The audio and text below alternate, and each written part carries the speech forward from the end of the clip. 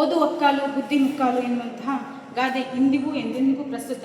ಈ ಗಾದೆ ಮಾತು ನಾವು ಯಾವ ಸಂದರ್ಭದಲ್ಲಿ ಯಾವ ಕಾಲದಲ್ಲೂ ಹೇಳಿದರೂ ಕೂಡ ಇದು ತಪ್ಪಾಗದೇ ಇರುವಂಥದ್ದು. ಪ್ರತಿಯೊಬ್ಬರಿಗೂ ಬುದ್ಧಿಶಕ್ತಿ ಎನ್ನುವುದು ಒಂದು ಅಸಾಮಾನ್ಯ ಅಸ್ತ್ರ. ಇದು ಎಲ್ಲರೂ ಎಲ್ಲ ಕಾಲದಲ್ಲೂ ಬಳಕೆ ಮಾಡುವಂಥ ಒಂದು ಅಸ್ತ್ರ. ಇದೊಂದು ಇಲ್ಲ ಎಂದಿದ್ದರೆ ಆಗುವುದೆಲ್ಲ ಆಗುತ್ತಿತ್ತು, ಆಗದೇ ಇರುವುದು ಕೂಡ ಆಗುತ್ತಿತ್ತು. ಬುದ್ಧಿಶಕ್ತಿ ಅಥವಾ ಬುದ್ಧಿಮತ್ತೆಯ ಪ್ರಭಾವವನ್ನು ನಾವೆಲ್ಲರೂ ನೋಡಿದ್ದೇವೆ. ಹಾಗಾದರೆ ಬುದ್ಧಿವಂತರು ಯಾರು ಅಂದರೆ ಎಲ್ಲರೂ ಬುದ್ಧಿವಂತರೇ. ಅವರವರಿಗೆ ತಕ್ಕಂತೆ ಅವರವರಿಗೆ ಸಂಬಂಧಪಟ್ಟಂತೆ ವಿವಿಧ ಸಂದರ್ಭಗಳಲ್ಲಿ ವಿವಿಧ ಸನ್ನಿವೇಶಗಳಲ್ಲಿ ತಮ್ಮ ತಮ್ಮ ಬುದ್ಧಿಶಕ್ತಿಯ ಒಂದು ಅಸ್ತ್ರವನ್ನು ಬಳಸ್ತಾ ಇರ್ತಾರೆ. ಆದರೆ ಎಲ್ಲರೂ ಬುದ್ಧಿವಂತರೇ ಹೌದು. ಆದರೆ ಎಲ್ಲರಲ್ಲೂ ಬುದ್ಧಿಶಕ್ತಿ ಇರುತ್ತೆ. ಆದರೆ ಅದನ್ನು ಬಳಸಿಕೊಳ್ಳುವಂತಹ ಕೌಶಲ್ಯ, ಕಲೆಗಾರಿಕೆ, ಸಮಯ ಪ್ರಜ್ಞೆ ಇದ್ದಾಗ ಅದರ ಸದುಪಯೋಗವಾಗುತ್ತದೆ. ಹಾಗಾದರೆ ನನ್ನದೊಂದು ಪ್ರಶ್ನೆ, ಯಾರು ಬುದ್ಧಿವಂತರು, ಎಂತಹ ಬುದ್ಧಿವಂತರು, ಹೇಗೆಲ್ಲ ಬುದ್ಧಿವಂತರು, ಎಂತಹ ಬುದ್ಧಿವಂತರು? ಈ ರೀತಿಯ ಪ್ರಶ್ನೆಗಳನ್ನು ಹಾಕಿಕೊಂಡಾಗ ಉತ್ತರ ಸಿಗುವುದು ಬಹಳ ಕಷ್ಟ ಅನಿಸ್ಬೋದು. ಆದರೂ ಕೂಡ ಉತ್ತರವನ್ನು ಕಂಡುಕೊಳ್ಬೋದು. ನಾನು ಒಂದಿಷ್ಟು ಕಥೆಗಳ ಮೂಲಕ, ಒಂದಿಷ್ಟು ದೃಷ್ಟಾಂತಗಳ ಮೂಲಕ ಹೇಗೆಲ್ಲ ಬುದ್ಧಿವಂತರು ಅನ್ನೋದನ್ನು ತಿಳಿಸ್ತಾ ಹೋಗ್ತೀನಿ. ಯಾರು ಬುದ್ಧಿವಂತರು ಅಂಥೇಳಿ ಪ್ರಶ್ನೆಯನ್ನು ಮಾಡಿಕೊಂಡಾಗ ನಾವೆಲ್ಲ ಜೀವನವನ್ನು ನಿರ್ವಹಣೆ ಮಾಡುತ್ತಿರುವಂಥ ಪ್ರತಿಯೊಬ್ಬರೂ ಕೂಡ ಬುದ್ಧಿವಂತರೇ. ಇನ್ನು ಯಾರೆಲ್ಲ ಬುದ್ಧಿವಂತರು ಅಂಥೇಳಿ ವಿಚಾರ ಮಾಡಿದಾಗ ಸ್ವಲ್ಪ ಓದು ಬರಹ ಅಥವಾ ಬುದ್ಧಿವಂತರಾದಂತಹ ಓದು ಬರಹ ಕಲಿತು ವಿವಿಧ ಉದ್ಯೋಗದಲ್ಲಿ ಇರುವಂತಹ ಶಿಕ್ಷಕರಿರ್ಬೋದು, ಇಂಜಿನಿಯರ್ಸ್ ಇರ್ಬೋದು, ಡಾಕ್ಟರ್ಸ್ ಇರ್ಬೋದು, ಹೀಗೆ ಒಂದಲ್ಲ ಒಂದು ವೃತ್ತಿಯನ್ನು ಮಾಡುತ್ತಿರುವಂತಹ ಪ್ರತಿಯೊಬ್ಬರು ಕೂಡ ಬುದ್ಧಿವಂತರೇ. ಹಾಗಾದರೆ ಹೇಗೆಲ್ಲ ಬುದ್ಧಿವಂತರು ಅಂಥೇಳಿ ಒಂದು ವಿಶಿಷ್ಟವಾದ ಪ್ರಶ್ನೆಯನ್ನು ಹಾಕಿಕೊಂಡಾಗ ಒಂದು ಕತೆ ನನ್ನ ನೆನಪಿ ಬರುತ್ತೆ. ಒಂದು ಊರಿನಲ್ಲಿ ಒಬ್ಬ ಬುದ್ಧಿವಂತ ಬಾಲಕ ಇರ್ತಾನೆ. ಬಹಳ ಬುದ್ಧಿವಂತ. ಅವನು ಓದೋದರಲ್ಲಿ, ಮಾತನಾಡೋದರಲ್ಲಿ, ಏನಾದರೂ ಒಂದು ಸಮಸ್ಯೆಯನ್ನು ಪರಿಹಾರ ಕಂಡುಕೊಳ್ಳೋದ್ರಲ್ಲಿ ಎಲ್ಲದರಲ್ಲೂ ಬಹಳ ಬುದ್ಧಿವಂತ ಬಾಲಕ ಇರ್ತಾನೆ. ಅವನ ಬುದ್ಧಿಶಕ್ತಿಯನ್ನು ಕುರಿತು ಆ ಊರಿನ ಜನ ಎಲ್ಲ ಮಾತಾಡ್ತಿರ್ತಾರೆ. ಎಂಥ ಬುದ್ಧಿವಂತ ಬಾಲಕ, ಬಹಳ ಬುದ್ಧಿವಂತ ಇದ್ದಾನೆ ಅಂತೇಳಿ ಚರ್ಚೆ ಮಾಡ್ತಾ ಇರ್ತಾರೆ. ಆವಾಗ ಅಲ್ಲಿ ಅರಸನಿಗೆ ಆ ವಿಷಯ ಗೊತ್ತಾಗುತ್ತೆ.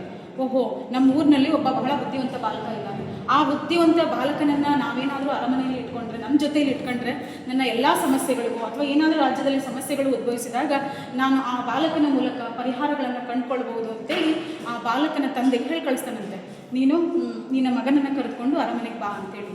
ಆ ಸುದ್ದಿಯನ್ನು ಆ ಬುದ್ಧಿವಂತ ಬಾಲಕನ ತಂದೆ ಕೇಳಿದಾಗ ಬುದ್ಧಿವಂತ ಬಾಲಕ ತನ್ನ ಮಗನನ್ನು ಕರ್ಕೊಂಡು ಬಹಳ ಚಿಂತಾಕ್ರಾಂತನಾಗಿ ತನ್ನ ಮಗನನ್ನು ಕರ್ಕೊಂಡು ಬರ್ತಾನೆ. ಮಗನನ್ನು ಕರ್ಕೊಂಡು ಬರೋಕ್ಕಿಂತ ಮುಂಚೆ ಒಂದು ಬಾರಿ ನಾನು ರಾಜನ ಹತ್ತಿರ ಹೋಗಿ ಹೇಳ್ಕೊಳ್ಳೋಣ ಅಂತ ಹೇಳ್ತಾನೆ. ಯಾರೇ ಆಗಲಿ ತಮ್ಮ ಮಕ್ಕಳ ಬುದ್ಧಿವಂತರು ಅಲ್ಲದೇ ಇರಲಿ, ಹೇಗೆ ಇರಲಿ, ತಮ್ಮ ಮಕ್ಕಳನ್ನು ಬೇರೆಯವ್ರಿಗೆ ಕೊಡಲಿಕ್ಕೆ ಯಾರೂ ಇಷ್ಟಪಡಲ್ಲ. ಅವಾಗ ಇವನಿಗೆ ಒಂಥರ ಚಿಂತೆ ಕಾಡುತ್ತೆ. ನಾನು ಪ್ರೀತಿಯಿಂದ ಸಾಕಿ ಬೆಳೆಸಿದಂತಹ ಮಗನನ್ನು ಅರಸ ಕೇಳ್ತದಲ್ಲ, ಅರಸನಿಗೆ ಕೊಟ್ಟರೆ ನನ್ನ ವಂಶ ಮುಂದುವರೆದು ಹೇಗೆ, ನನ್ನ ಮಗನನ್ನು ನಾನು ಹೇಗೆ ಕೊಡಲಿ? ಆದರೆ ರಾಜನ ಮಾತನ್ನು ಮೀರುವ ಹಾಗಿಲ್ಲ. ಹಾಗಾಗಿ ಬಹಳ ಚಿಂತಾಕ್ರಾಂತನಾಗಿ ಒಂದು ಮೂಲೆಯಲ್ಲಿ ಕೂತ್ಕೊಂಡು ಮನೆಗೆ ಚಿಂತೆ ಮಾಡ್ತಾ ಇರುವಾಗ ಮಗ ಬರ್ತಾನೆ. ಮಗ ಬಂದು ಅಪ್ಪನನ್ನು ಕೇಳ್ತಾನೆ, ಯಾಕಪ್ಪ ನೀನು ಇಷ್ಟೊಂದು ಸುಮ್ಮನೆ ಕೂತ್ಕೊಂಡಿದ್ದೀಯಾ, ಚಿಂತಾಕ್ರಾಂತನಾಗಿ ಯಾಕೆ ಕೂತ್ಕೊಂಡಿದ್ದೀಯಾ, ಏನು ಸಮಸ್ಯೆ ಇದೆ ನಿನಗೆ ಅಂತೇಳಿ ಕೇಳಿದಾಗ, ಇಲ್ಲ ಮಗು, ನನಗೆ ಈ ಊರಿನ ಅರಸರು ನನಗೆ ಹೇಳಿ ಕಳಿಸಿದ್ದಾರೆ, ನೀನು ಬಹಳ ಬುದ್ಧಿವಂತ ಇದೆಯಲ್ಲ, ಹಾಗಾಗಿ ನಿನ್ನನ್ನು ಅವರು ಕೇಳಿದ್ದಾರೆ, ನಿನ್ನನ್ನು ಉಡುಗೊರೆಯಾಗಿ ನಾನು ಅಲ್ಲಿ ಕೊಡ್ಬೇಕಂತೆ ಅಂತ ಹೇಳಿದಾಗ, ಅಪ್ಪ ಚಿಂತಿಸ್ಬೇಡ್ರಿ, ನಾನು ಇದಕ್ಕೆ ಪರಿಹಾರವನ್ನು ಕಂಡುಕೊಳ್ತೀನಿ. ಈಗಲೇ ನಾವು ಎಲ್ಲಿಗೆ ಹೋಗೋಣ? ಅರಮನೆಗೆ ಹೋಗೋಣ.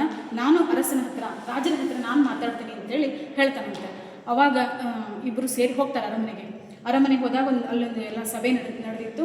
ಸಭೆಯಲ್ಲಿ ಹೋಗಿ ಬಾಲಕ ಅರಸನ ಹತ್ರ ಹೋಗಿ ಕೇಳ್ತಾನಂತೆ, ಮಹಾರಾಜರೇ, ನೀವು ಈ ರೀತಿ ನನ್ನ ತಂದೆಯ ಹತ್ರ ನನ್ನನ್ನು ಕೇಳಿದ್ದೀರಂತೆ, ನನ್ನ ತಂದೆಯಿಂದ ನನ್ನನ್ನು ಬಿಡಿಸ್ಬೇಡ್ರಿ, ನಾನು ತಂದೆಯ ಜೊತೆಯಲ್ಲೇ ಇರುತ್ತೇನೆ, ನಾನು ಇಲ್ಲಿಗೆ ಬರಲ್ಲ ಅಂತೇಳಿ ಹೇಳ್ತಾನೆ. ಇಲ್ಲ, ನೀನು ಬರಲೇಬೇಕು ಅಂತೇಳಿ ಅರಸ ಹೇಳ್ತಾನೆ. ಅರಸನ ಆಜ್ಞೆಯನ್ನು ಮೀರೋಕ್ಕಾಗಲ್ಲ. ಆದರೂ ಇಬ್ಬರಲ್ಲೂ ವಾದ ವಿವಾದ ನಡೀತದೆ. ಮಗ, ಆ ಬುದ್ಧಿವಂತ ಬಾಲಕ, ನಾನು ಬರಲ್ಲ ಅಂತೇಳಿ, ಅರಸ, ನೀನು ಬರಲೇಬೇಕು ಅಂತೇಳಿ. ಇವರಿಬ್ಬರ ವಾದ ವಿವಾದವನ್ನು ನೋಡಿದಂತಹ ಅಲ್ಲೇ ಇರುವಂತಹ ಚತುರ ಮಂತ್ರಿ ಬಂದು, ಇಲ್ಲ, ಈ ಸಮಸ್ಯೆಗೆ ನಾನು ಒಂದು ಪರಿಹಾರವನ್ನು ಕೊಡ್ತೀನಿ ಅಂತೇಳಿ ಹೇಳ್ತಾನೆ ತುಂಬಿದ ಸಭೆಯಲ್ಲಿ. ಆಯಿತು, ಅದಕ್ಕೆ ಬುದ್ಧಿವಂತ ಬಾಲಕ, ಆಯಿತು, ನೀವೇನು ಒಂದು ಪರಿಹಾರ ಕೊಡ್ತೀನಿ ಅಂತ ಹೇಳಿಲ್ಲ, ನೀವೇನು ಹೇಳ್ತಿರಲ್ಲ, ಅದಕ್ಕೆ ನಂದು ಒಪ್ಪಿಗೆ ಇದೆ, ಸಮ್ಮತಿ ಇದೆ ಅಂಥೇಳಿ ಇದು ಮಾಡ್ತಾನೆ, ಒಪ್ಪಿಗೆ ಕೊಡ್ತಾನೆ. ಅವಾಗ ಮಂತ್ರಿ 2 ಚೀಟಿಯನ್ನು ನಾನು ತೆಗೆದುಕೊಂಡು ಬರ್ತೀನಿ. ಆ 2 ಚೀಟಿಯಲ್ಲಿ ಒಂದು ಚೀಟಿಯಲ್ಲಿ ನಿನ್ನ ಹೆಸರನ್ನು ಬರೆದು ಹಾಕ್ತೀನಿ, ಇನ್ನೊಂದು ಚೀಟಿಯಲ್ಲಿ ಅರಸನ ಹೆಸರನ್ನು ಹಾಕ್ತೀನಿ ಅಂತೇಳಿ. ಆಯಿತು ಅಂತೇಳಿ ಒಪ್ಕೊಳ್ತಾನೆ ಹುಡುಗ ವಿಚಾರ ಮಾಡ್ತಾನೆ. ಇಲ್ಲಿ ಇದು ಅರಮನೆಯಲ್ಲಿ ಅರಸನ ಮಾತೇ ನಡೆಯುತ್ತೆ. ಮಂತ್ರಿ ಚಾಣಾಕ್ಷ ಇಲ್ಲಿ ಏನಾದರೂ ಒಂದು ಅವ್ರ ಬುದ್ಧಿಶಕ್ತಿಯನ್ನು ಬಳಕೆ ಮಾಡ್ತಾರೆ. ಇಲ್ಲ ಅಂದರೆ ನಾನು ಈ ಸಮಸ್ಯೆಯಿಂದ ಮುಕ್ತರಾಗಕ್ಕಾಗಲ್ಲ ಅಂತೇಳಿ ಅವ್ನ ಮನಸ್ಸಿನಲ್ಲೇ ವಿಚಾರ ಮಾಡ್ಕೊಂಡು ಸುಮ್ಮನಿರ್ತಾನೆ.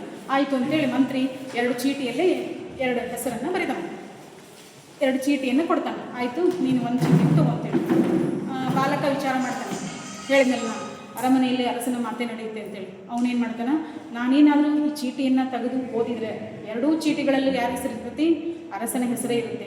ಹಾಗಾಗಿ ಏನು ಮಾಡೋದು ಅಂತೇಳಿ ಅವನೇನು ಮಾಡ್ತಾನೆ, ಬೇಗನೆ ಮಂತ್ರಿ ಕಡೆಯಿಂದ ಒಂದು ಚೀಟಿಯನ್ನು ತೆಗೆದುಕೊಂಡು ಅದನ್ನು ಬಿಡಿಸದೆ ಅದನ್ನು ಬಾಯ ಹಾಕ್ಕೊಂಡು ತಿಂದು ನುಂಗಿ ಬಿಡ್ತಾನೆ. ನುಂಗಿ ಹೇಳ್ತಾನೆ, ಮಂತ್ರಿಗಳೇ, ನನ್ನ ಚೀಟಿಯನ್ನಂತೂ ನಾನು ಆಯ್ಕೆ ಮಾಡಿಕೊಂಡೆ, ಅದರಲ್ಲಿ ನನ್ನ ಹೆಸರೇ ಇರುತ್ತೆ, ನಾನು ತಿಂದುಬಿಟ್ಟೆ. ಈಗ ಈ ಚೀಟಿಯಲ್ಲಿ ಅರಸನ ಹೆಸರೇ ಇರುತ್ತೆ, ಹಾಗಾಗಿ ನೀವು ನಾನು ಹೇಳಿದ ಹಾಗೆ ಕೇಳಬೇಕು ಅಂತ ಹೇಳ್ತಾನೆ. ಈ ಕತೆ ಏನು ಹೇಳ್ತದಪ್ಪ ಅಂದರೆ, ನಮ್ಮ ಕಷ್ಟದ ಪರಿಸ್ಥಿತಿ ನಮಗೆ ಎಂತಹ ಸಂದರ್ಭ ಬಂದರೂ ಕೂಡ ನಾವು ಬುದ್ಧಿಶಕ್ತಿಯಿಂದ ಆ ಸಮಸ್ಯೆಯನ್ನು ಪರಿಹಾರ ಮಾಡಿಕೊಂಡಾಗ ನಮ್ಗೆ ಯಾವುದೇ ರೀತಿಯಾದಂತಹ ಸಮಸ್ಯೆಗಳು ಬರಲ್ಲ. ಇಲ್ಲಿ ಏನಂದ್ರೆ, ಹುಡುಗ 2 ಚೀಟಿಯೊಳಗೂ ಮಂತ್ರಿ ಏನು ಮಾಡಿದ್ದ, ಅರಸನ ಹೆಸರನ್ನೇ ಬರ್ತಿದ್ದ. ಅದಕ್ಕೆ ಅವನು ಹಿಂಗಾಗಿರ್ತೈತಿ ಅಂತ ತಿಳ್ಕೊಂಡು ಒಂದು ಚೀಟಿ ತಿಂದು ನುಂಗ್ಬಿಟ್ಟ. ನನ್ನ ಹೆಸರಿಂದ ನಾನು ನುಂಗಿದೆ, ಇನ್ನು ಬಂದಿರೋದು ಅರಸಂದ, ಹಾಗಾಗಿ ಅರಸ ನಾನು ಹೇಳೋದನ್ನು ಕೇಳಬೇಕು ಅಂತ ಹೇಳ್ತಾನೆ. ಅಲ್ಲಿಗೆ ನಾನು ನನ್ನ ತಂದೆಯ ಜೊತೆಯಲ್ಲೇ ಇರ್ತೇನೆ ಅಂತ ಹೇಳ್ತಾನೆ. ಹೀಗೆ ಬಾಲಕ ತನಗೆ ಬಂದಿರುವಂತಹ ಸಮಸ್ಯೆಯನ್ನು ಈ ರೀತಿಯಾಗಿ ಬುದ್ಧಿಶಕ್ತಿಯಿಂದ ಹೇಗೆಲ್ಲ ಬುದ್ಧಿವಂತರು ಅನ್ನೋದಕ್ಕೆ ಇದು. ಇನ್ನು ಎಂಥ ಬುದ್ಧಿವಂತರು ಎಂದು ಪ್ರಶ್ನಿಸಿಕೊಂಡಾಗ, ನಾನು SSLCಯಲ್ಲಿ ಇರುವಾಗ ನಮ್ಮ ಸಮಾಜ ವಿಜ್ಞಾನ ಶಿಕ್ಷಕರು ಒಂದು ಕಥೆಯನ್ನು ಹೇಳಿದರು. 2 ಕಥೆ ಅನ್ನಿಸ್ಬೋದು. ಆ ಕಥೆಯನ್ನು ಹೇಳಿದರು, ಎಂತಹ ಬುದ್ಧಿವಂತರು ಇರ್ತಾರೆ ಅಂತೇಳಿ. ಇಲ್ಲಿ ಒಂದು ಊರಿನಲ್ಲಿ ಒಬ್ಬ ಕುರುಡ ಯುವಕ ಇರ್ತಾನೆ. ಕುರುಡ ಭಾಳ ಅವನು ಏನಂದರೆ ಬಹಳ ಚತುರ ಇರ್ತಾನೆ, ಆದರೆ ಕುರುಡ ಆಗಿರ್ತಾನೆ. ಹಾಗಾಗಿ ಅವನ ಸ್ನೇಹಿತರು ಎಲ್ಲ ಅಥವಾ ಊರಿನವರು ಅಥವಾ ಮನೆಯಲ್ಲೂ ಕೂಡ ಅವ್ನಿಗೆ ಏನು ಅಂತಿದ್ದಾರೆ ಅಂದರೆ, ನೀನು ಕುರುಡ, ನಿನಗೆ ಕಣ್ಣು ಕಾಣಿಸಲ್ಲ, ನೀನು ಇಡೀ ಪ್ರಕೃತಿ ಸೌಂದರ್ಯವನ್ನು ನಿನಗೆ ಸವಿಯೋಕ್ಕಾಗಂಗಿಲ್ಲ, ನಿನಗೆ ಯಾವುದೇ ರೀತಿಯಾದಂತಹ ಸುಂದರವಾಗಿರೋದನ್ನು ನೋಡೋಕ್ಕಾಗಲ್ಲ, ನಿನಗೆ ಓದಲಿಕ್ಕಾಗಲ್ಲ, ಬರೀಲಿಕ್ಕಾಗಲ್ಲ, ಮತ್ತು ನೀನು ಶ್ರೀಮಂತ ಇದ್ದರೂ ಕೂಡ ಅದನ್ನು ಅನುಭವಿಸಿ ಕಣ್ಣಿನಿಂದ ನೋಡಿ ಅನುಭವಿಸ್ಲಿಕ್ಕೆ ನಿನಗಾಗಲ್ಲ. ಹಾಗಾಗಿ ನೀನು ಯಾವುದನ್ನು ನಿನಗೆ ಅನುಭವಿಸುವಂತಹ ಸಾಮರ್ಥ್ಯ ಇಲ್ಲ. ಹಾಗಾಗಿ ಈ ರೀತಿ ಅಂತೇಳಿ ಅವನಿಗೆ ಯಾವಾಗಲೂ ಎಲ್ಲರೂ ಒಂಥರ ಅವಮಾನ ಮಾಡ್ತಿರ್ತಾರೆ. ಎಲ್ಲಿ ಹೋದರೂ ಕೂಡ ಅವನ್ನ ಬರೀ ಇದೇ ರೀತಿಯಾಗಿ ಹೇಳಿ ಅವಮಾನ ಮಾಡ್ತಿರ್ತಾರೆ. ಆವಾಗ ಅವನಿಗೆ ಒಂಥರ ಚಿಂತೆ ಆಗ್ತೈತಿ. ಅವನಿಗೆ ಒಬ್ಬ ಆಪ್ತ ಸ್ನೇಹಿತ ಇರ್ತಾನೆ. ಆ ಸ್ನೇಹಿತ ಏನು ಹೇಳ್ತಾನೆ ಅಂತಂದರೆ, ನೀನು ಚಿಂತೆ ಮಾಡೋದು ಬೇಡ, ನನಗೆ ಹಿಂಗೆ ಎಲ್ಲರೂ ನನಗೆ ಅವಮಾನ ಮಾಡ್ತಾ ಇದ್ದಾರೆ, ನೀನು ಏನಾದರೂ ಒಂದು ಪರಿಹಾರವನ್ನು ಕೊಡು ನನಗೆ ಅಂತೇಳಿ ತನ್ನ ಸ್ನೇಹಿತನ ಹತ್ರ ಹೇಳ್ತಾನೆ. ಅವಾಗ ಸ್ನೇಹಿತ ಹೇಳ್ತಾನೆ, ನಿನ್ನ ಸಮಸ್ಯೆಗಳಿಗೆ ಪರಿಹಾರ ಅಂತೂ ಕೊಡೋಕೆ ನನ್ನಿಂದ ಆಗಲ್ಲ, ಆದರೆ ನಾನು ನಿನಗೆ ಒಂದು ಸಲಹೆಯನ್ನು ಕೊಡ್ಬೋದು ಅಂತ ಹೇಳ್ತಾನೆ. ಆಯಿತು, ನನಗೆ ಏನು ಸಲಹೆ ಹೇಳು ಅಂತ ಹೇಳಿದಾಗ, ಇಲ್ಲ, ಈ ಸಮಸ್ಯೆಗೆ ಪರಿಹಾರ ಅಂತಂದರೆ ದೇವರೇ ಪರಿಹಾರ ಕೊಡಬೇಕು, ಮನುಷ್ಯರಿಂದ ಅಂತೂ ಪರಿಹಾರ ಕೊಡಲಿಕ್ಕೆ ಆಗಲ್ಲ ಅಂತ ಹೇಳ್ತಾನೆ. ಆಯಿತು, ಹಾಗಿದ್ರೆ ನೀನು ದೇವರನ್ನು ಹೋಗಿ ತಪಸ್ಸನ್ನು ಮಾಡು, ಕಠಿಣವಾದಂತಹ ತಪಸ್ಸನ್ನು ಮಾಡು. ಆ ತಪಸ್ಸಿಗೆ ಏನಾದರೂ ದೇವರು ಒಲಿದು ನಿನಗೆ ಸಹಾಯ ಆಗ್ಬೋದು, ನಿನಗೆ ಅನುಕೂಲ ಆಗ್ಬೋದು ಅಂತೇಳಿ ಹೇಳ್ತಾನೆ. ಆಯಿತು ಅಂತೇಳಿ ಆ ಕುರುಡ ಯುವಕ ಒಂದು ದೇವಸ್ಥಾನದ ಹಿಂಭಾಗಕ್ಕೆ ಹೋಗಿ ಅಲ್ಲಿ ತಪಸ್ಸನ್ನು ಮಾಡ್ತಾನೆ. ಬಹಳ ಕಠಿಣವಾದಂತಹ ತಪಸ್ಸನ್ನು ಮಾಡ್ತಾನೆ. ಆ ತಪಸ್ಸಿಗೆ ಮೆಚ್ಚಿದಂತಹ ದೇವರು ಪ್ರತ್ಯಕ್ಷ ಆಗ್ತಾನೆ. ಪ್ರತ್ಯಕ್ಷ ಆಗಿ, ಮಗು, ನಾನು ನಿನ್ನ ಒಂದು ತಪಸ್ಸಿಗೆ ಮೆಚ್ಚಿದ್ದೇನೆ, ನಿನಗೇನು ಬೇಕು ಕೇಳು ಅಂತೇಳಿ ಹೇಳ್ತಾನೆ. ಆಯಿತು ದೇವರೇ, ನನಗೆ ನೀನು ಪ್ರತ್ಯಕ್ಷ ಆಗಿದ್ದು ಭಾಳ ಖುಷಿ ಆಯಿತು ಅಂತೇಳಿ ಇವನು ಹಂಗೆ ಸುಮಾರು ಒಂದಿಷ್ಟು ವರ ಕೇಳಕತ್ಬಿಡ್ತಾನೆ. ಇವನಿಗೆ ಮುಖ್ಯವಾಗಿ ಬೇಕಾಗಿರೋದೇನು, ಕಣ್ಣು.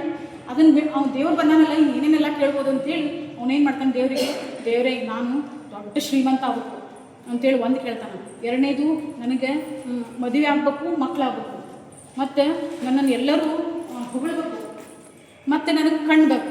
ಇಷ್ಟೆಲ್ಲ 5-6 ವರಗಳನ್ನು ಕೇಳ್ತಾನೆ. ಅವಾಗ ದೇವ್ರು ಯಾವಾಗಲೂ ನಮ್ಗೆ ಎಷ್ಟು ಬೇಕು ಅಷ್ಟೆಲ್ಲ ವರಗಳನ್ನು ಕೊಡೋಂಗಿಲ್ಲ. ಕೊಡೋದೇನಿದ್ರು ಒಂದೇ ವರವನ್ನು. ನಾವು ಪುರಾಣಗಳಲ್ಲಿ ಅದರಲ್ಲಿ ಎಲ್ಲದರಲ್ಲೂ ನೋಡೀವಿ. ಒಬ್ಬ ದೇವ್ರ ತ್ರಿಮೂರ್ತಿಗಳಲ್ಲಿ ಒಬ್ಬರು ಪ್ರತ್ಯಕ್ಷ ಆದರೂ ಒಂದೇ ವರವನ್ನು ಕೊಡೋದು. ಅವಾಗ ದೇವ್ರು ಹೇಳ್ತಾನೆ, ಇಲ್ಲ, ನೀನು 5-6 ವರಗಳನ್ನು ಕುರಿತು ಕೇಳ್ತಾ ಇದೆಯಾ, 5-6 ವರಗಳನ್ನಂತೂ ನಾನು ಕೊಡಲ್ಲ, ಬೇಕಿದ್ರೆ 1 ವರವನ್ನು ಕೊಡ್ತೀನಿ. ನಿನಗೆ ಈಗ ಏನು ಹೇಳಿದಿಲ್ಲ 5-6 ವರಗಳನ್ನು, ಅದರಲ್ಲಿ ಯಾವುದಾದ್ರೂ ಒಂದನ್ನು ಕೇಳು ಅಂತ ಹೇಳ್ತಾನೆ.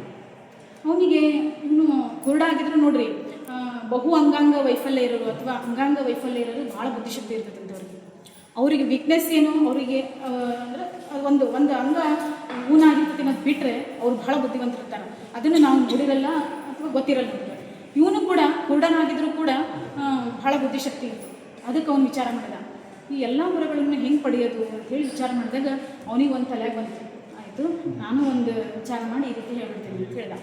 ಆವಾಗ ಆ ಎಲ್ಲ ವರಗಳನ್ನು ಸೇರಿ ಒಂದೇ ವಾಕ್ಯದಲ್ಲಿ ಕೇಳ್ತಾನೆ, ನಾನು ನನ್ನ ಅರಮನೆಯಲ್ಲಿ ಬಂಗಾರದ ತೊಟ್ಟಿಲಿನಲ್ಲಿ ನನ್ನ ಮಗು ಆಡುತ್ತಿರುವುದನ್ನು ನಾನು ಕಣ್ಣಿನಿಂದ ನೋಡಿ. ನಾನು ನನ್ನ ಅರಮನೆಯಲ್ಲಿ ಬಂಗಾರದ ತೊಟ್ಟಿಲಿನಲ್ಲಿ ನನ್ನ ಮಗು ಆಡುತ್ತಿರುವಂತಹ ಸನ್ನಿವೇಶವನ್ನು ಅಥವಾ ಆಟ ಆಡುತ್ತಿರುವುದನ್ನು ನಾನು ನೋಡಬೇಕು. ಇಲ್ಲಿಗೆ ಇದು ಒಂದು ವಾಕ್ಯದಲ್ಲಿ ನಾನು ನನ್ನ ಅರಮನೆಯಲ್ಲಿ ಪದವಿ ಸಿಕ್ತು, ಶ್ರೀಮಂತಿಕೆ ಸಿಕ್ತು, ನೆಕ್ಸ್ಟ್ ಬಂಗಾರದ ತೊಟ್ಟಿಲ ಸಂಪತ್ತು, ತೊಟ್ಟಿಲನ್ನು ನನ್ನ ಮಗು ಅಂದರೆ ಮದುವೆನೂ ಆಯಿತು, ಮಗುನೂ ಆಯಿತು. ಅದೆಲ್ಲವನ್ನ ನಾನು ನೋಡ್ಲಿಕ್ಕೆ ನನಗೆ ಏನು ಬೇಕು? ಕಣ್ಣು ಬೇಕು, ನನ್ನದೇ ಕಣ್ಣಿಲ್ಲ. ಈ ಎಲ್ಲ ವರಗಳನ್ನು ಸೇರಿಸಿ ಒಂದೇ ವರದಲ್ಲಿ ಅವನು ಕೇಳಿಬಿಟ್ಟ. ಈ ಕತೆ ಏನು ಹೇಳುತ್ತೆ ಅಂತಂದರೆ, ನಮ್ಗೆ ಇಂತಹ ಸಂದರ್ಭಗಳು ಬಹಳಷ್ಟು ಸಮಯದಲ್ಲಿ ಸಿಗ್ತದೆ. ಎಲ್ಲ ಸನ್ನಿವೇಶಗಳಲ್ಲೂ ಒಂದೊಂದು ರೀತಿಯಾದಂತಹ ಸಮಸ್ಯೆಗಳು, ಒಂದೇ ರೀತಿಯಾದಂತಹ ಸಮಸ್ಯೆಗಳು ಬರಲ್ಲ. ಇಂತಹ ಸಮಸ್ಯೆಗಳು ಬಂದಾಗ ನಾವು ಈ ರೀತಿಯಾಗಿ ಚಾಣಾಕ್ಷತನದಿಂದ, ಕೌಶಲ್ಯದಿಂದ ನಾವು ಪಾರಾದ್ವಿ ಅಂತಂದರೆ ಇಂತಹ ಸಮಸ್ಯೆಗಳನ್ನು ಬಗೆಹರಿಸೋದು. ಈ ಕತೆ ಏನು ಹೇಳುತ್ತೆ ಅಂದರೆ, ಎಂತೆಂತಹ ಬುದ್ಧಿವಂತರು ಇರ್ತಾರೆ ನಮ್ಮ ಸಮಾಜದಲ್ಲಿ ಸುತ್ತಮುತ್ತಲು ಅನ್ನೋದನ್ನು ನಾವು ತಿಳ್ಕೊಳ್ಬೋದು. ಈ 4 ದೃಷ್ಟಾಂತಗಳು ಏನನ್ನು ತಿಳಿಸುತ್ತವೆ ಅಂದರೆ, ನಮ್ಮ ಸಮಾಜದಲ್ಲಿ ಎಂತೆಂತಹ ಬುದ್ಧಿವಂತರು ಇರ್ತಾರೆ, ಹೇಗೆಲ್ಲ ಬುದ್ಧಿಶಕ್ತಿಯನ್ನು ಬಳಸಿಕೊಳ್ತಾರೆ, ತಮ್ಮ ಜೀವನವನ್ನು ಹೇಗೆ ತಮ್ಮ ಬುದ್ಧಿಶಕ್ತಿಯಿಂದ ನಿಭಾಯಿಸುತ್ತಾರೆ ಅನ್ನೋದು ತಿಳಿಯುತ್ತದೆ.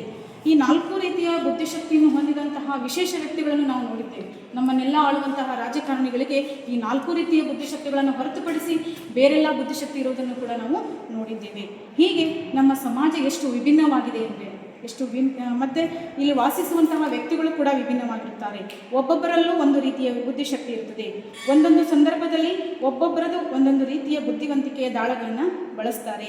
ಇಂದಿನ ಸಮಾಜಕ್ಕೆ ಇಂದಿನ ಕೃತಕ ಬುದ್ಧಿಮತ್ತೆಯಂತಹ ಆರ್ಟಿಫಿಷಿಯಲ್ ಇಂಟೆಲಿಜೆನ್ಸಿ ಇಂತಹ ಒಂದು ಕೃತಕ ಬುದ್ಧಿಮತ್ತೆಯ ಕಾಲದಲ್ಲಿ ನಾವೆಲ್ಲ ಬದುಕ್ತಾ ಇದ್ದೇವೆ. ಹಾಗಾಗಿ ಈ ಜಾಯಮಾನದಲ್ಲಿ ನಾವೆಲ್ಲ ಬದುಕಬೇಕು, ನಮ್ಮ ಬದುಕನ್ನು ಸುಂದರವಾಗಿ ಕಟ್ಕೊಳ್ಬೇಕು ಅಂದರೆ ವಿಭಿನ್ನವಾದ ರೀತಿಯಲ್ಲಿ ನಾವು ವಿಭಿನ್ನ ಬುದ್ಧಿಶಕ್ತಿಯಿಂದ ಈ ಸಮಾಜದಲ್ಲಿ ನಾವು ಬದುಕಬೇಕಾಗಿದೆ. ಹಾಗಾಗಿ ಓ ಮಾನವ ಸಂಪನ್ಮೂಲ, ನೀನೆಷ್ಟು ವಿಭಿನ್ನ, ನಿನ್ನ ಬುದ್ಧಿಶಕ್ತಿ ಎಷ್ಟು ವಿಭಿನ್ನ ಅಂಥೇಳಿ ಇದು ಒಂದು ಲೇಖನ. ಶಿಕ್ಷಕ ವೃತ್ತಿಯಲ್ಲಿರುವಂತಹ ನಾವು ಇದುವರೆಗೂ 10 ವರ್ಷ ಸೇವೆ ಸಲ್ಲಿಸಿದವರು, 15 ವರ್ಷ ಸೇವೆ ಸಲ್ಲಿಸಿದವರು, 25 ವರ್ಷ 35 ವರ್ಷ ಸೇವೆ ಸಲ್ಲಿಸ್ತಾ ಬಂದಿದ್ದೇವೆ. ವಿಭಿನ್ನ ರೀತಿಯ ಮಕ್ಕಳನ್ನು ನೋಡಿದ್ದೇವೆ, ವಿಭಿನ್ನ ರೀತಿಯ ಪಾಲಕರನ್ನು ನೋಡಿದ್ದೇವೆ, ವಿಭಿನ್ನ ರೀತಿಯ ಶಾಲೆಗಳನ್ನು ನೋಡಿದ್ದೇವೆ, ವಿಭಿನ್ನ ರೀತಿಯ ವ್ಯಕ್ತಿಗಳ ಒಂದು ಸಮಾಜದಲ್ಲಿ ನಾವು ಸಂಪರ್ಕದಲ್ಲಿದ್ದೇವೆ. ವಿಭಿನ್ನ ರೀತಿಯಾಗಿರುವಂತಹ ಸರ್ಕಾರದ ಯೋಜನೆಗಳು ನಮ್ಮ ಮುಂದೆ ಸವಾಲಾಗಿ ಬರ್ತಾ ಇದೆ. ಹಾಗಾಗಿ ಅವು ಬಂದಿರುವಂತಹ ಎಲ್ಲ ವಿಭಿನ್ನತೆಗಳನ್ನು ನಾವು ನಮ್ಮ ಬುದ್ಧಿಶಕ್ತಿಯಿಂದ, ನಮ್ಮ ಚಾಣಾಕ್ಷತನದಿಂದ ಯಾವುದಕ್ಕೂ ಹೆದರದೆ, ಅಂಜದೆ, ಧೈರ್ಯದಿಂದ, ನಮ್ಮ ಬುದ್ಧಿಶಕ್ತಿಯಿಂದ ನಾವು ಚೆನ್ನಾಗಿ ಓದಿ ಒಂದು ಪರೀಕ್ಷೆಗಳನ್ನು ಪಾಸಾಗಿ ಬಂದಿದ್ದೇವೆ ಅಂದರೆ ಇವನ್ನೆಲ್ಲ ನಾವು ಫೇಸ್ ಮಾಡ್ಬೋದು. ಆದರೆ ನಮಗೆ ತಾಳ್ಮೆ ಬೇಕು. ಅವುಗಳನ್ನು ಏನೇ ಒಂದು ಯೋಜನೆಗಳು ಬಂದರೂ ಅವುಗಳನ್ನು ನಾವು ಅರ್ಥೈಸ್ಕೊಂಡು ಅದನ್ನು ಕಾರ್ಯರೂಪಕ್ಕೆ ತಂದಾಗ ಸರ್ಕಾರದ ಇಂತಹ ಯಾವುದೇ ಯೋಜನೆಗಳು ಬರಲಿ, ಎಂತಹ ಸಂದರ್ಭದಲ್ಲೇ ಬಂದರೂ ಕೂಡ ಅವುಗಳನ್ನು ನಾವು ನಮ್ಮ ಬುದ್ಧಿಶಕ್ತಿಯಿಂದ ಚೆನ್ನಾಗಿ ನಿಭಾಯಿಸಿ ಸುಂದರ ಸಮಾಜ ನಿರ್ಮಾಣದಲ್ಲಿ ಮಕ್ಕಳನ್ನು ಬೆಳೆಸಬಹುದು. ಇಂದಿನ ಮಕ್ಕಳೇ ಇಂದಿನ ಪ್ರಜೆಗಳು ಎನ್ನುವಂತಹ ಮಾತನ್ನು ನಾವು ಈಗಲಿಂದಲೇ ನಮ್ಮ ಮಕ್ಕಳಿಗೆ ಪ್ರೇರಕರಾಗಿ ಉತ್ತಮ ಮೌಲ್ಯಗಳನ್ನು ಕಲಿಸುವುದರ ಮೂಲಕ ನಾವು ಹೆಜ್ಜೆ ಇಡೋಣ ಅಂತೇಳಿ ನನ್ನ ಚಿಂತನ ಕಾರ್ಯಕ್ರಮವನ್ನು ನಡೆಸುತ್ತೇನೆ. ಚಿಂತನೆಗೆ ನಾವೆಲ್ಲ ಅವಕಾಶ ಕೊಟ್ಟಿರುವಂತಹ ಸಂಘಟನೆಗೆ ವಂದಿಸುತ್ತೇನೆ. ಎಲ್ಲರಿಗೂ ನಮಸ್ಕಾರ.